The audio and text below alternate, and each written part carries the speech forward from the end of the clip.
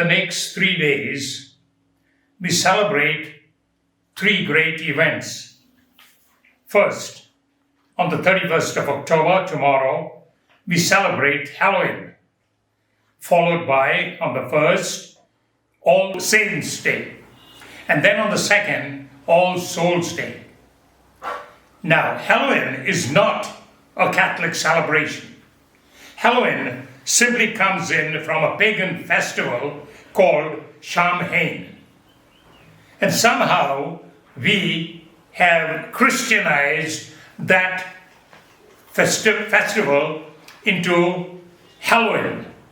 Now, what is the meaning of Halloween?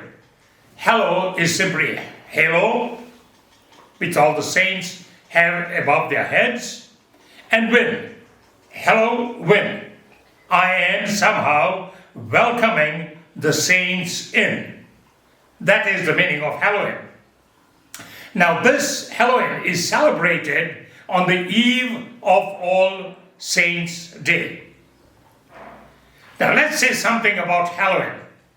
Halloween is a cultural festival in which they believed that the ghosts moved around.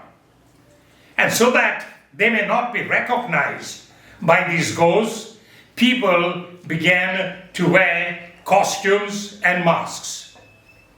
They also carved pumpkins, lit candles, because they say ghosts are afraid of light. Now, a ghost is not a normal human being. It's something beyond the natural. So you could not naturally hide from them by putting on a mask or putting on a costume. So it is just only a celebration. Unfortunately for us, we are very much afraid of ghosts. And we somehow connect ghosts with All Souls' Day. But before we speak about All Souls' Day, let's talk about All Saints' Day. Now, the Catholic Church celebrates All Souls' Day following Halloween. And I explained to you, Hallows simply means the halos of the saints. So Halloween is a celebration of the saints, the halos on that particular day. It has got absolutely no reference to Catholicism. All Saints' Day is very important to us. We celebrate All Saints' Day. Why? Because when we celebrate All Saints' Day, we celebrate all those saints who are already in heaven. It's not just the canonized saints. Each canonized saint has got his own particular day of celebration.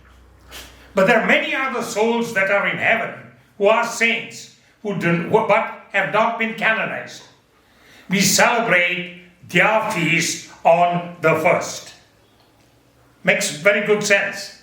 Now, on the 2nd of November, we celebrate the feast of All Souls. I did not make a mistake. It is the feast day. Because these souls in purgatory are also saints. And we know this from the I believe, the creed. One of the articles of the creed says, I believe in the Holy Catholic Church, the communion of saints. Common union. The saints that are in heaven, canonized and uncanonized. The saints that are here on earth, that is you and me, who are the church militant, and finally we have got the church suffering the souls in purgatory. So that is the celebration of all these 3 days. Now, I decided in a special way to talk today about more the souls in purgatory. Why? Because somehow we Catholics are afraid of those souls in purgatory. We feel they will come to haunt us. No, my dear friends, they will not. I need not be afraid of them. I offer masses for them even one Mass would be good enough. But we have traditions here in Goa to offer Masses every now and then. But I want to stress something which is very particular to me today. And that is, when I go to a funeral, at the funeral we have normally a Mass that is celebrated. At the end of the funeral Mass, the priest picks up the ritual and he comes to the front of the altar, in front of the coffin, and he starts saying some prayers. These prayers, my dear friends, are called the final commendation. The priest does that first at the hole, where the body is brought from to the church. The second commendation, which is called the final commendation, is done in the church after the Mass. And finally, we do a third commendation at the graveyard itself. As soon as the body is lowered, we say a few more prayers. Now, what is this final commendation? It is now me, together with the congregation and the relatives of the deceased person, saying goodbye. Goodbye to whom? Not to the soul. The soul is no longer present there. The soul has already gone. Gone to meet its Creator, God. But the body is still here in front of me. And I need to say now to the body, I commend you, yes, to the dust, but I commend you to go away. Not command, commend. I request God to take care of you, to take care of this body. Yes, the body will decompose, but on the final day, that body will rise up again. So I need to respect that body. Respect that body with great respect. I bless it. The priest comes down here, he blesses it. He blesses it by incensing it, and finally he sprinkles it with holy water. So the body is blessed 3 times before it is finally interred. Why? Because we respect the corpse. It was this body that received God at baptism, the Spirit, that received the forgiveness of God at confirmation, at confession, that received the body and blood of Christ at communion, that received the Spirit again at confirmation, received maybe again the Spirit if you had the good fortune of receiving the final sacraments, the sacraments of the sick. And again, if you're not a spinster or a bachelor, you receive the sacrament of matrimony or the sacrament of holy orders. So the body is something very, very sacred. It needs to be respected. It needs to be treated with respect. That's why we wash the body after the person is dead. We clothe the body with, as far as possible, clean new clothing out of respect.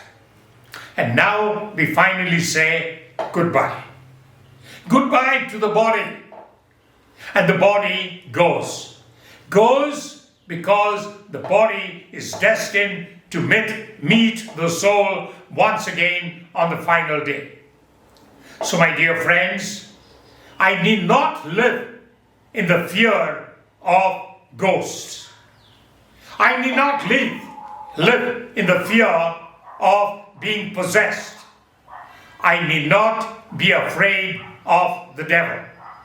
Why? Because God is with me. I possess God. I'm someone who has received a number of those sacraments. So I fear no one. There is a possibility of possession, yes. But there is also enough of a remedy to cure myself from these possessions. So I need to say to myself, God is with me. And if God is with me, I am with God. I fear nobody. Respect the corpse. Say goodbye to someone after he's dead by permitting that body to go back to its creator. When I visit cemeteries here in Goa, I find today we don't have enough of room in the cemeteries to build these huge monuments that we used to build before, which we called family graves. But today most of us somehow want to preserve the remains of our beloved dead. We collect those bones and we pay huge sums to the church to buy a niche in the wall, and we put those bones in that niche. I would be very happy if one of you could tell me why. Why do I need to preserve those bones? Sentimentality. Just to show that I'm still connected with my dead relative. Or to say it's a remembrance of them. All this does not make sense, my dear friends. It does not. When somebody has died, he is buried, let him go. His soul has already departed. Let the remains also go. Surrender all that to God. Live in the memory of that person whom you loved. Remember the deeds of that person. Don't remember his remains. It makes no sense. My dear friends, I would like to end on a note special for each one of us. You find when you read the newspapers and you look at the obituaries, you find people putting obituaries even after 25 and 50 years. That is not Christianity. Christianity believes that the body will rise.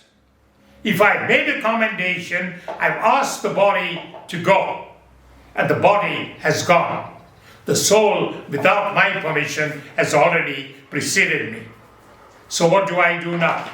I simply say to myself, body, yes, go. Go and be united with the soul that's waiting for you for this final judgment. If you believe in this, the creed, the article of the creed, then you say, yes, I believe in the resurrection of the dead. And then I am safe. I need not live in any fear. I need not go around practicing and dressing up as spirits or as ghosts for Halloween, because Halloween is meaningless to me as a Catholic. Thank you very much.